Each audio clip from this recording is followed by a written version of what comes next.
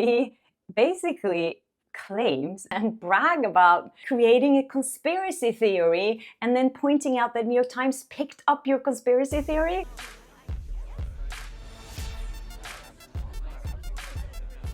Hi and welcome to Flaa Talk. I'm Kjersti Flaa, and here on my channel I talk about good and bad experiences in Hollywood with celebrities, and lately there's been a lot of talk about Blake Lively and Justin Baldoni and this entire mess that I also been dragged into now. So I've seen a lot of your comments, and some of you guys were suggesting that I would go and check out Film Cooper, who is a YouTuber with, I think, over 1.4 million subscribers to his channel. His name is Cooper Nydecker, and he has, it's like a commentary. He talks about celebrities and other things. Anyways, he did a video about Blake Lively 3 months ago, and then he did a video just recently. And in that latest video, this is where it gets so crazy to me. He basically claims that he was the one who made up the conspiracy theory that I was working with Justin Baldoni's team. So that clip of that interview was posted by the interviewer years afterwards on her personal YouTube channel. And I talked about this in the video, by the way, go back and rewatch that one. She was tweeting during the Johnny Depp trial, incredibly supportive things of Johnny Depp. And at the time of the trial, posting a video that has 173,500 views about Johnny Depp and how he's so sweet. So because I do research, I found that, I come up with that, and nobody cares, nobody cares, nobody cares. Well, now the New York Times is reporting on it. Listen.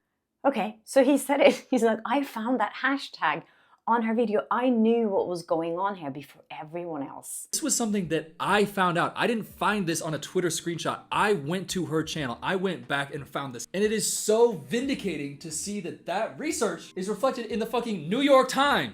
First of all, to claim that you actually announced misinformation to 1.4 million people, that's pretty bad. And that you actually brag about creating a conspiracy theory and then pointing out that New York Times picked up your conspiracy theory. I don't know. I don't know even if there's any legal issues with that. I'm not going to get into that. But I just felt like, oh my God, this guy needs to calm down a little bit here. And second of all, it's not actually true, because I checked on the date that he posted that video, which was August 31st. And he posted that and said, and he even showed it in his recent video that he did a video Blake Lively back then. And he was the one who found this connection. And it's not true. Because Daily Mail actually did a big story on that on August 15th. And they contacted me and asked me for a comment. And in the comment, I said, you know, this is ridiculous. I have nothing to do with it. So there's so many things here that I find to be like a big issue. First of all, that this guy is claiming that he came up with this conspiracy theory, and all these people believe him. And then it's not even true. They said in Daily Mail that this conspiracy or this theory or whatever started on Twitter. So anyways, there's that. And also, what I find so hypocritical is that you're blaming me for being a part of a smear campaign when you posted a video yourself that actually stated Blake Lively, the most hated woman in Hollywood. You got over 900,000 views on that video, and you got sponsorship on that video. So I don't know how much money you made on that video, but it's quite a lot. As I'm watching this right now, and you're probably watching this video, the reaction might be, oh, come on, like, come on, she's awful. And trust me, I do not like her. So that being said, you are the one spreading conspiracy theories and being a part of the smear campaign. Oh, I just feel like this is so ridiculous to me. When this YouTuber that comes in like, I'm the smartest person in the room here, I knew something was going on. Well, first of all, how do you know something's going on? You don't know anything about the business. Have you worked in Hollywood? Do you know any of these people? Have you ever met any of these people? Were you on that set? No, you're just guessing. And then you're telling people your guesses and claims it to be the truth. That's called misinformation, and I think it's a very dangerous thing that's happening, and has been going on for a long time in journalism as well, which I will come back to later in this video. I mean, I have nothing against this guy. I just don't want him to spread more misinformation to people. Another thing is that he doesn't understand by saying this that he takes away the credibility of the New York Times and Blake Lively's team. Because if he admits that this is something that he came up with and they used it in the New York Times to smear me, to take away my credibility, that looks really bad for New York Times, that was the source. From what I know so far is that the source was someone on Twitter. Who knows who posted that? Could have been someone from her team. I don't know, because I don't trust any of these people. The only winners at the end of this game are going to be the attorneys. That's the way it goes, always. Then I also wanted to mention, I saw this article in the New York Magazine, written by a female journalist called Olivia Craighead. Her article was called Kjersti Flaa isn't done talking about Blake Lively. And in the article, she basically trashed me for posting videos that I've done recently to clear up what happened. And she said that it wasn't an assumption in the New York Times that I was involved. They just mentioned it as an example. So then I would ask Olivia, why do you think all these news outlets contacted me straight away asking me if I had anything to do with it? If it was just an example. I don't get it. And at the same time, so this woman, Olivia Craighead, accuses me of posting too much about Blake Lively while she herself did 4 stories about her. And her first story, she used my interview. She posted in her article that she got paid for, and she pushed that video that she said now created hate or was a part of a smear campaign. But she was part of it. She, as a journalist, should take responsibility for sharing that video then. She even mentioned in that article that she just wrote about me that I have longer videos on YouTube so I can have a mid-roll and make advertising money on the videos. She's accusing me of making money. I mean, I wonder if she wrote that article for free. So she's also gotten paid to write bad press for Blake Lively. I'm trying to look from it from an outside and with a sense of humor, because it's almost funny. It's so dumb. She also basically calls me out for bringing down other women in her article. And then I have a question for her. Writing an entire article about me, isn't that taking down another woman? And on top of that, it's someone of your own profession, another female journalist that you are trying to bring down.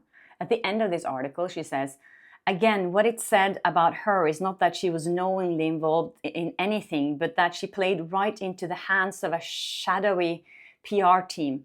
But that wouldn't make it for a good YouTube video now, would it? The thing is, Olivia, you played right into the hands of the PR team.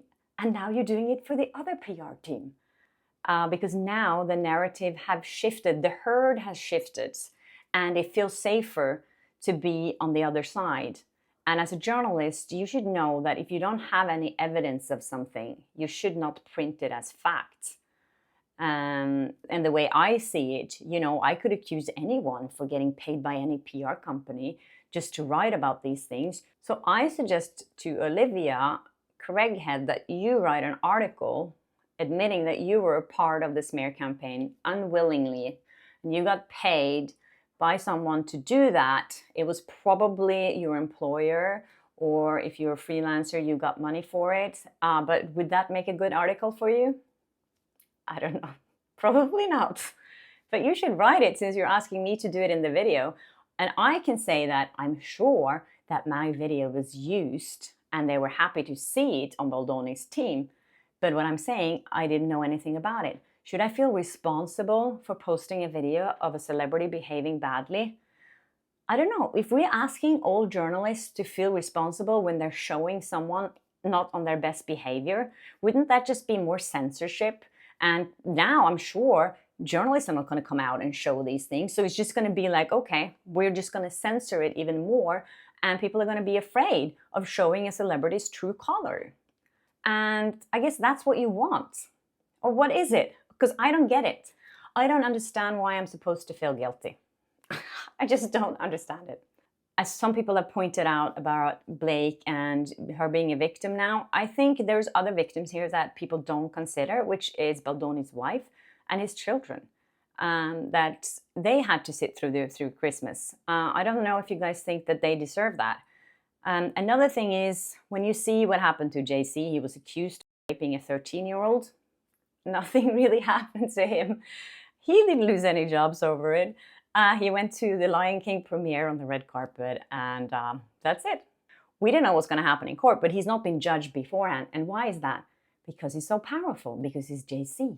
He's married to Beyonce. I think if there's anything we should learn from this, is not to jump on a train too quickly.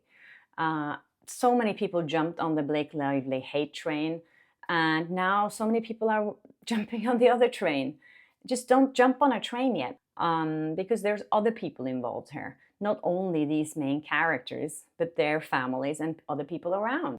I wanted to end this video with a comment that I got that really touched me. Just reading something like this makes it all worth it to me. She says, "Thank you for posting this video and sharing the truth. The interview you posted with Blake and the other actress, I can't recall her name now, really helped my teenage daughter, who was also subjected to intense bullying at school by other girls. It helped me show her that this happens all the time to even adults, and I think it made her feel less alone in her plight. Thank you for raising awareness about bullying amongst women." I just wanted to put that out there because that's a lot of the feedback that I got when I posted the interview, and I think that's the silver lining here. That it did bring women together. And I think the message here is, don't bully anyone. Stop bullying. Yeah, that's all I wanted to say today. And again, Happy New Year to everyone. Thanks to all my new subscribers, and thank you for everyone coming back. If you haven't subscribed yet, please do, and hit the notification button so you never miss an episode of Flawsome Talk. And yeah, take care of each other and be nice to each other, and I'll see you next time. Bye.